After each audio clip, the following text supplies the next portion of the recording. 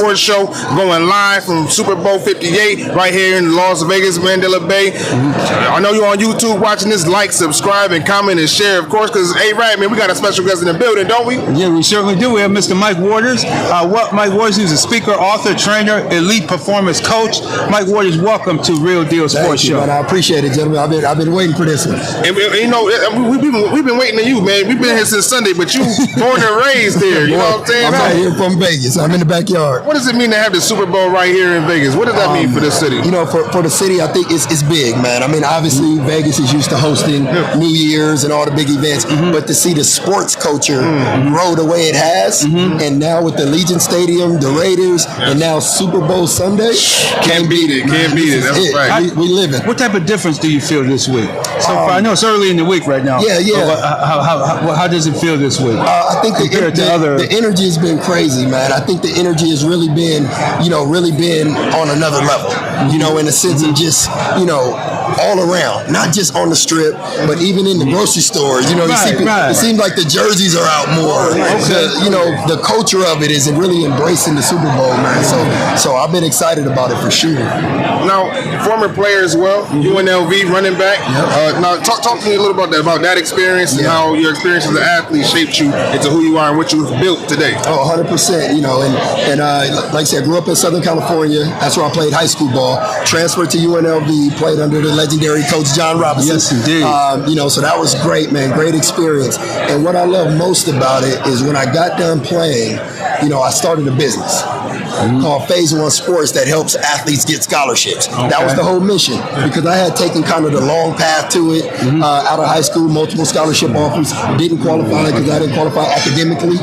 So I really took the long way, junior college, and then ultimately played D1. Exactly. But I was like, man, I want to help kids so they don't have to go through that.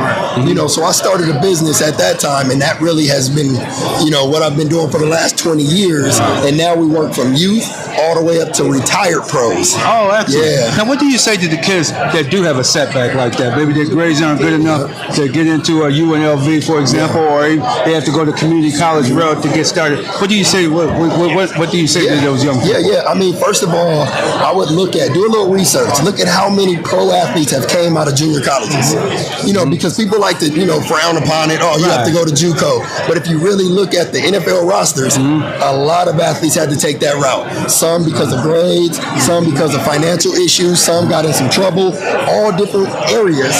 But it doesn't mean you can't accomplish that goal. Right. You just have to keep working. It just means don't quit when you come across that roadblock. Absolutely. And can you talk to us about the peak performance playbook, some strategies for these youth that you came up with? Yep. So right off the top, I work with all my youth. We have to have goals. We have to understand what we're trying to accomplish. I don't care if you're in sixth grade. My sixth graders can show you a notebook with all of their goals in there. Personal goal, family goal, sport goal, academic goal. Because once we have the targets, it's easier to shoot. Right. If we don't know what we're shooting at, what are we doing? Exactly. You know what I mean? So I think goal setting is number one. And then from there, the big one that I like to share with all athletes, I ask this question. I say, who are you? Yes. And if you tell me, I'm a football player, I play for, no, that's what you do. Come on. That's not who you are. Amen. We need to define who you are. Yeah. What you do is right now, it's temporary. Exactly. Right. Even if you make it to the pros, Hall of Fame, and you get the jacket and everything, you're still going to spend more years not playing. Right. Correct. So who are you? So I like to preach that, to my young athletes, just the goal setting, staying focused on the target, and then understanding that's not who you are, that's what you do. Exactly. And your mindset that if things change abruptly, you have to be prepared to change with it. Absolutely. You can't be stuck in that mindset. No, I'm still going to be, you got to 100% make the change and move on. So I can see you have high energy. You talk to the young people. What are some of the things that you see that the biggest concerns out there with the young people? I think right now, idle time. Idle time is I think is just very dangerous, right? And idle time could be as simple as, parents allowing their kids to play their video game for 7 hours a day. Right. You know what I mean? That's idle time. You may look at it as they're in the room, they're quiet, you're not worried about them, they're out of the way, but in reality is there's no development. they're dormant in there. Right. You know, so I think keeping athletes staying busy and parents making sure their athlete or their young child stays on a schedule, stays active. We got to go to practice. We got to do this. We got to do that. Even though it's a drain, I get it. It's hard. You got to be the Uber service, and I get all that. But if you're talking about developing a young person, you have to do it. How did you Brandon Marshall, linebacker, Denver Broncos? Yeah. I mean, he has some very powerful things and how did you help him in his his journey? Yeah. Brandon, basically, we're family now. Brandon came to me when he was a sophomore in high school. You know, so I got the opportunity to start working with Brandon when nobody knew who he was.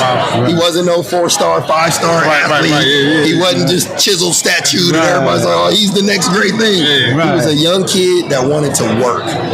And Brandon worked his way day after day to that Division I scholarship, to that NFL draft, to that Super Bowl championship. Absolutely. Yeah, great young man. Wow, that's an excellent story. Great From young high man. school on. So he wasn't the blue chipper right there in high school. No, he definitely was not. I remember, and we laugh about it now. When you say work, what type of work did you have to do? So we do everything from the performance training, from the mentoring, from setting up tutors, academic profiles, pretty much everything. Making sure you have, the SAT, ACT back then, making sure that you're really, you have the pre-SATs locked in. So really just encompassing everything that it takes. So what I do is in a daily set. In a day, what's a day like? Is it 6-8 hours? What's a day look like? A day for us is about in the high school. Yeah, and you working with. Yep, yeah. So on the middle school level, it's actually more advanced, believe it or not, because the middle school we actually have an academy program. Yeah. So the middle school technically go to school at our facility. Oh, wow. So they do their academic curriculum right in the building. We teach them nutrition. They're doing meal prep. We have a company deliver their food right to the building. They train for 2 hours a day, 5 days a week in middle school. In middle school, what type of training? Speed, power, endurance, everything. We're out on the field. I mean, full athletic performance training. And so now the goal is with the academy is we're preparing them. So when they step on high school, they ready to go. This is nothing. NFL level program. NFL level give it to at an early age. Like you said, it's about the discipline. It's about being ready. 100%. Now you have to work. You talked about it before about knowing not what you do but who you are. What role does faith play in this preparation in the grand scheme of things that you do? Yeah, I think it plays a big role. I know on a personal level, it's a big role in my life for sure.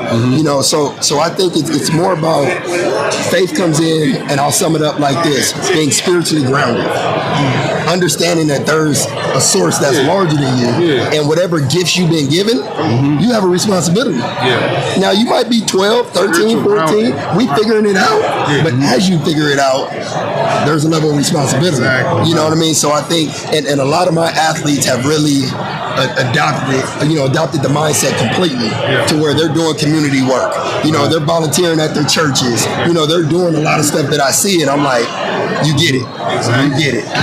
Yeah, for sure. Wow, that's. And how can people get in contact with you?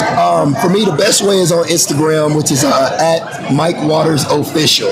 So just like it sounds, real simple. MikeWaters Official, and that's on IG. Shoot me a DM, whatever it is, man. Any questions, whether you're an athlete trying to get to the next level or a parent that's like, I have this student athlete and I don't know what to do. I got you covered. So just reach out, and I'm willing to help. Absolutely. Mike Waters, ladies and gentlemen. Yeah, thank you so much for coming on Real Deal Sports Show.